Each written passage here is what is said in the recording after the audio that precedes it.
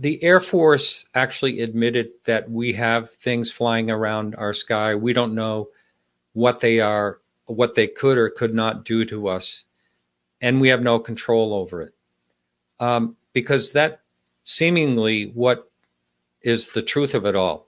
But for them to just stay quiet about that, do you think that if they did admit something like that, that there would be some type of panic?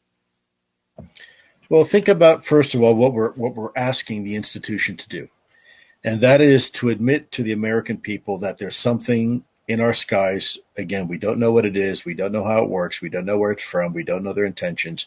And there's nothing we can do about it.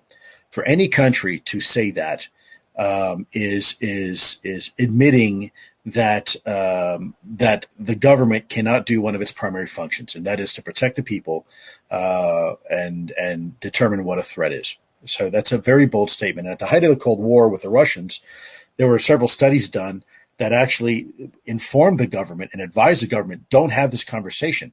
If these things aren't directly interfering with your military operations, ignore them and focus on the threat, which is Russia, because they have nukes and they have demonstrated a capability to deliver those should we go to war.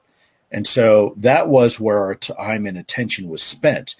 And it's probably would not have been helpful to the American government, because if it turned out that these were some sort of Russian technologies being used against us, that would be a really difficult conversation to have with the American people. I mean, that would be a very tough conversation. And so I think some folks just decided it'd probably be better off just to ignore it and not pay attention to it, maybe minimize it as a reality, and instead focus on the big threat that we know is there, and that is at the time the Soviets.